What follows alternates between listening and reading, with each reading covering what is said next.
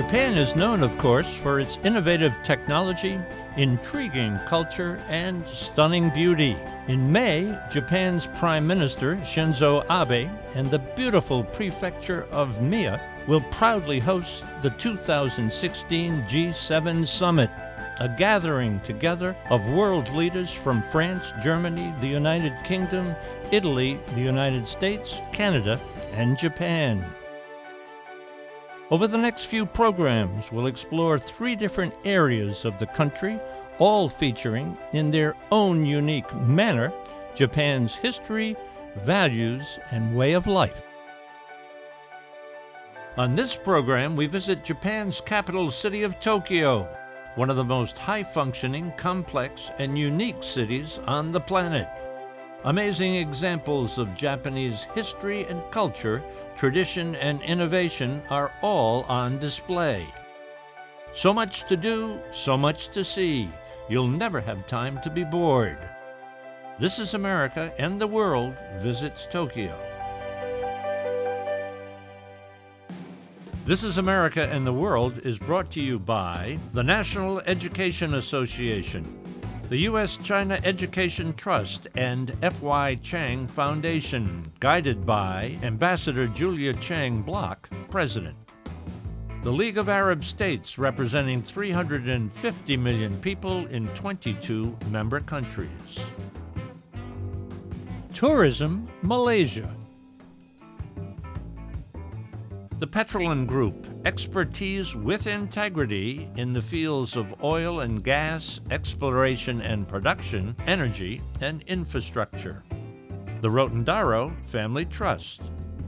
The Embassy Series, uniting people through musical diplomacy, presenting international artists in diplomatic settings. And Ventana Productions, television facilities, editing, and distribution services. The Japanese company Sanrio created the character of Hello Kitty back in the 1970s and introduced Japanese culture to people all over the world. It goes without saying, Hello Kitty has captured the hearts of children and adults everywhere.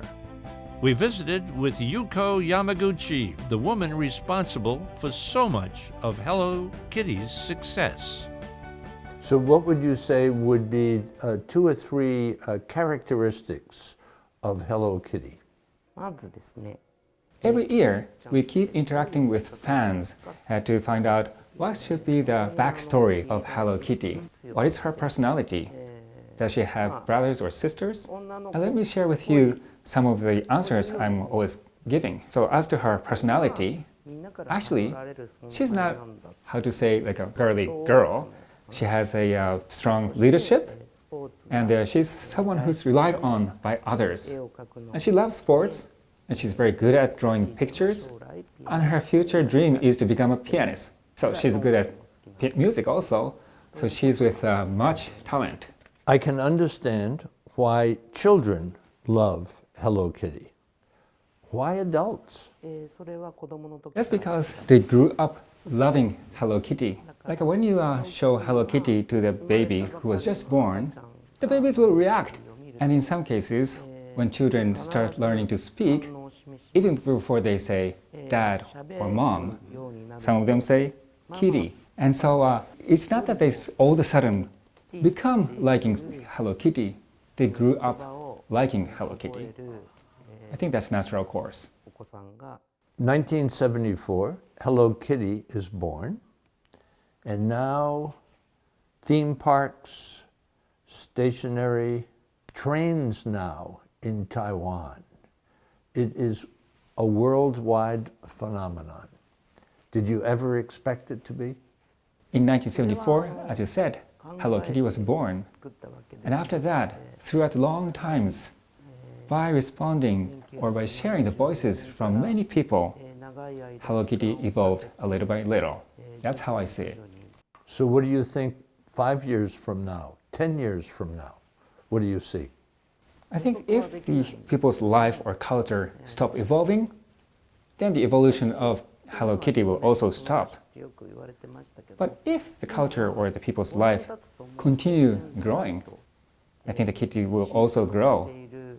So it's very much depending on how the lives or culture of people is going to evolve.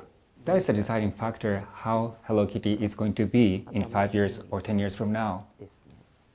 You must be very pleased of how many people that you've made so happy. Well, actually, it's not how I see it, because it's not that I did it.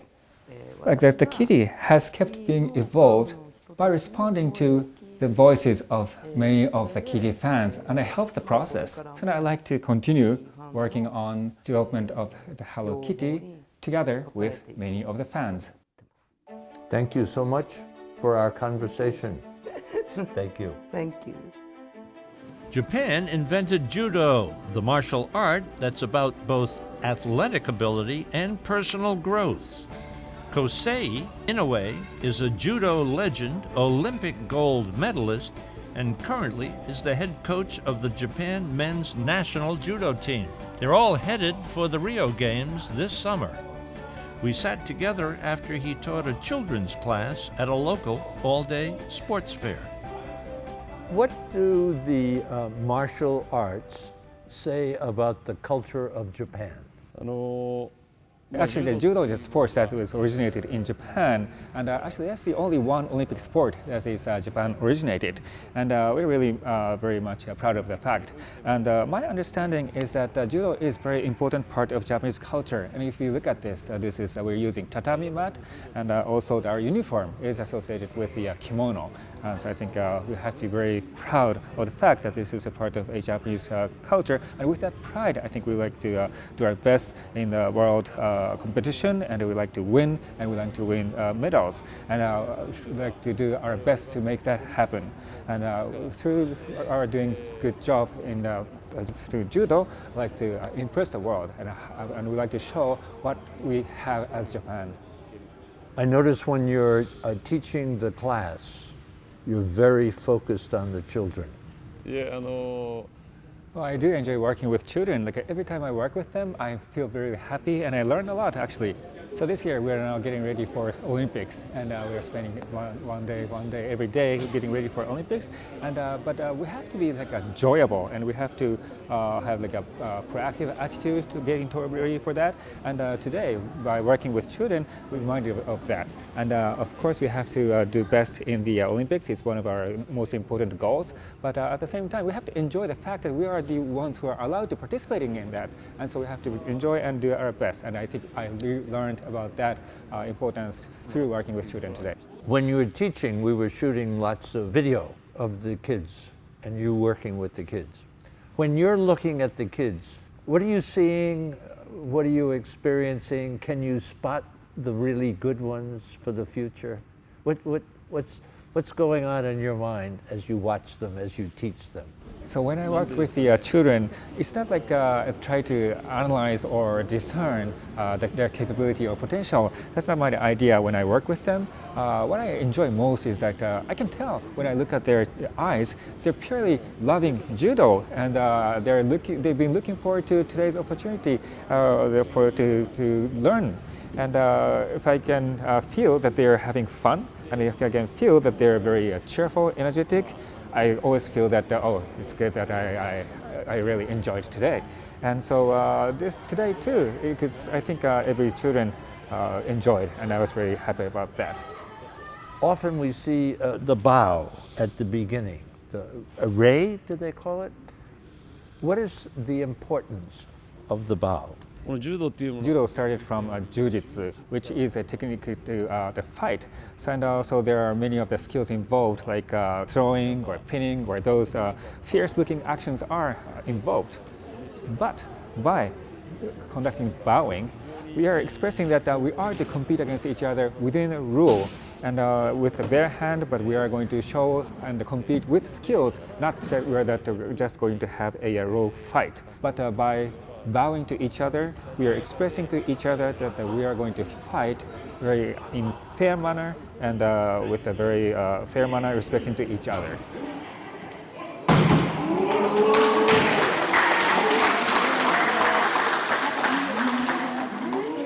You know something about the Olympics, huh? 2000 Sydney Olympics, 2004 Athens, and I won gold medals with the Sydney Olympics and no medals at the Athens Olympics. And so I have those experiences with Olympics, and I really learned a lot from participating in the games. And I think that what is important for me is to leverage my experience to contribute to society or sports or to the judo world. And actually, we're now getting ready for the Rio Olympics, and I like to leverage my experience and help players so that they can perform at their potential, at most potential, and also that they can win gold medals or other medals. We're not too far away. How do you size up Japan's chances this year in judo? Right, so the Rio Olympic is a very important game for us because, as you know, in 2012 at the London Olympic, for the first time in Japanese men's Olympic judo history, we failed to obtain even one gold medal. That should not have happened. So this year it is really important for us to work hard to regain our pride. And if we look at our players this year, we have much potential. I think they have very big potential, so we have to do our best. And also, as you saw today, there are many children who love judo, and I think to help them grow their hopes and dream, we have to do our best. This year there will be Olympic, and if we can do good at the Olympic Games, I think that's one way of spreading the joy of the judo to the population. But if the judo society in Japan see winning is the only valuable thing, then I don't think that judo can survive for a long time. I think that the judo needs to be valuable in the social context, and I need to keep that in my mind, and I like to keep working hard with that in mind. I think the beauty of judo is not just in the sport element. It helps improve your mind. There are many skills or techniques involved in judo, so it's also, of course, very fun to watch it as sport. There's a grappling or a joint-related skills, and so it's fun to see the sport, but there's a mental aspect to it. And not only mental aspect, but by practicing judo, you can enhance your physical capability or the stamina, which is very essential to your life. Through practicing judo, you can learn how to communicate, how to relate with other people. So I think that's another thing that is very good about it. Good man. Thank you. Thank you so much. Thank you. Tokyo is a massive city and full of energy at every level. The city, however, appears to function without effort, with both residents and tourists moving in all directions almost at once. 2 million people pass through Tokyo Station every day, and yes, the trains do always run on time. Tokyo has everything from baseball to sumo, from the famous Kabuki theater to great food, including sushi, of course. At Tokyo's excellent museums, you can look into the future or just savor the past.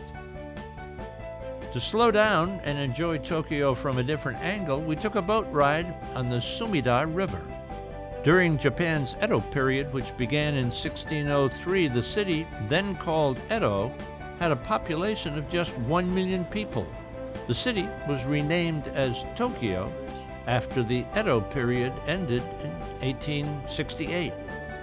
An historian from the Edo-Tokyo Museum explains. How old is the city?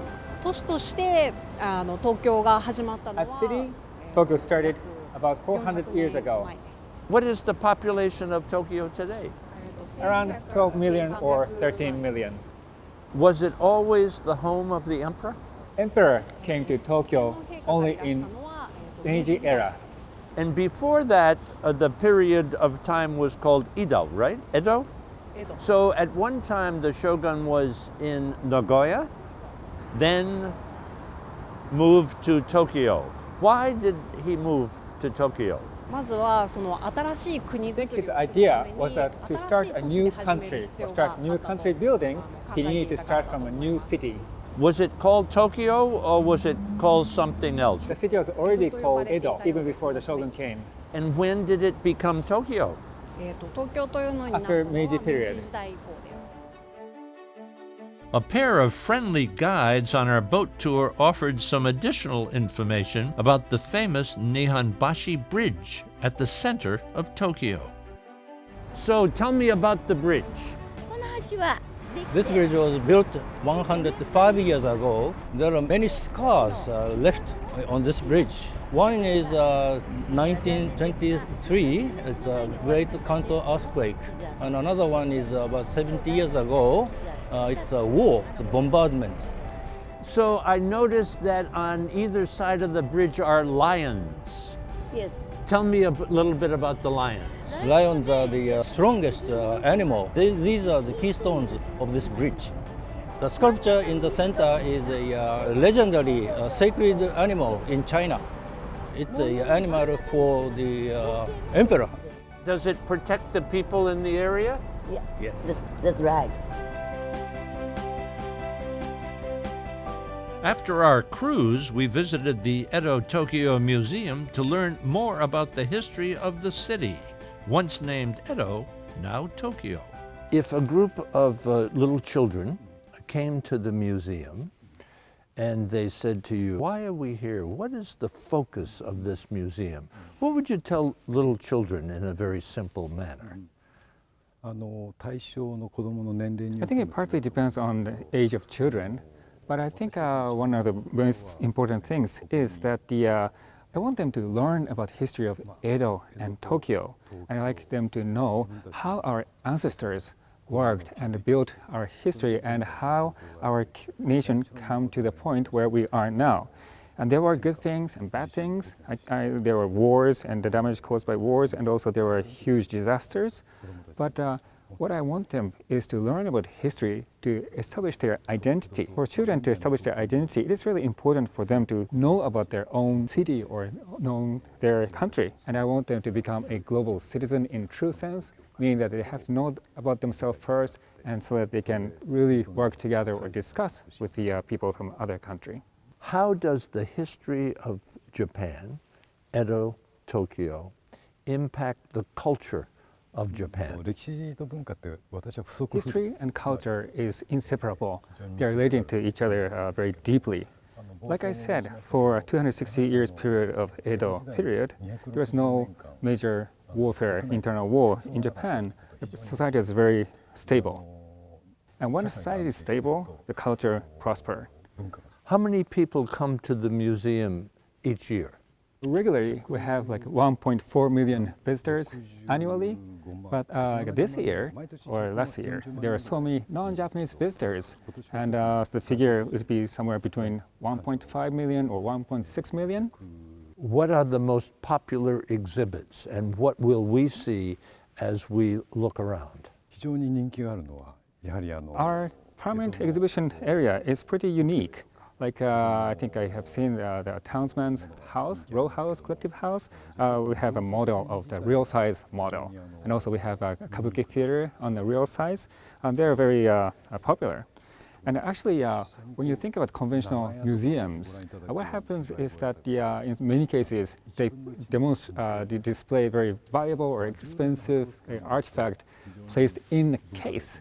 Actually, we see that kind of displays many places in Japan also, but we decided to abolish that kind of idea. We tried to have a interactive museum. So when you look at it, there are many of the artifacts, like real things, and also there are models, and there are also like interactive kind of displays. So we try to put variety in what we display. When you stood at the Nihonbashi Bridge model, you can see that on one side, you can see Edo zone, and the other side, you can see Tokyo zone. That's something we try to make it interesting. And we did many of the tweaks and effort to make this place very viable and interesting. Thank you so very much. You're welcome. And thank you for keeping the museum available to us after hours, after dark. Thank you very much. Tokyo is the social, cultural, and political capital of Japan. It's also the business center of the country, and new ideas are everywhere. One cutting-edge company is making paper out of stone. It's called Limex. The president of TBM explains. What is Limex? Limex is a resource, new material made mainly of limestone. I've heard of stone paper. Is that something like what we're talking about now? So Limex is a stone paper, but we made it in a material which can be applied not just for paper, but like plastic or film. So that's the new material we are reintroducing. Regular paper needs trees. Limex is a system using limestone to make paper and plastics. So good for the economy? Limestone is something that we have in abundance everywhere in the world. So the cost to procure limestone is very cheap. So it has economic advantage. Good for the ecology, for the environment as well? Let me compare with normal or regular paper. To create or make a normal paper, lots of trees and lots of water is used. But in our case, in the case of Limex, we just use a limestone as primary source. So that means that there will be a very much low environmental burden. Is the process in your factory very complicated? Is it a huge factory or a small factory? Actually, Limex products can be produced with a very simple production method. And compared to a paper manufacturing factories, their size can be very small, and our factories can be built virtually anywhere. How does the process work? Right, so what we do is crush limestone, and we add some polyethylene and spread it to make it as sheet. And that's where we come up with the paper. Is there a profit to be made with the Limex process? Of course, as our company, we are to sell our products, we are to make profit, and we are to invest in ourselves and grow our business. And so our intention, our idea is that as our material develops, we would like to develop our own company also. So you have one plant now, and you're looking to expand, but trying to attract investors. Yes, actually we do need to have more research and development so we can find more new application for our products. So we do need to have a fundraising to be done for that purpose. That is one thing. And also we like to put effort in finding business partners so that we can expand our business globally. The project right now is supported by the Japanese government. Is that correct? Yes, it is true that we are receiving subsidy from Ministry of Economy, and we feel that we are highly expected to make progress and success in future. This process could be revolutionary. Actually, that's how we see it, and we are taking challenge with that mindset. Thank you so much for our conversation. Tokyo's population today is more than 12 million people, and the city is clean, safe, and friendly. Tokyo, however, should just be the starting point for an adventure into a culture available in every town on every island in the country. Don't just go to Japan, experience Japan and enjoy.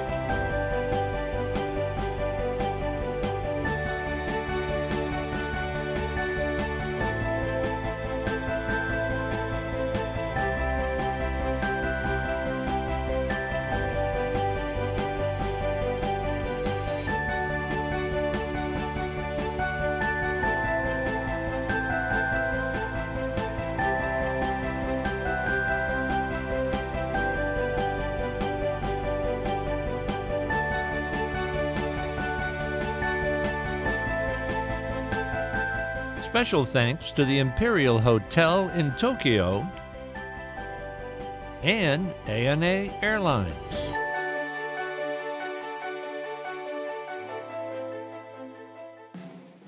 For information about This Is America and the World and to watch all of our programs, visit our website thisisamerica.net and look for us on Facebook and Twitter. This Is America and the World is brought to you by the National Education Association, the U.S.-China Education Trust, and F.Y. Chang Foundation, guided by Ambassador Julia Chang Block, President. The League of Arab States, representing 350 million people in 22 member countries. Tourism Malaysia. The Petrolin Group, expertise with integrity in the fields of oil and gas, exploration and production, energy, and infrastructure. The Rotondaro Family Trust.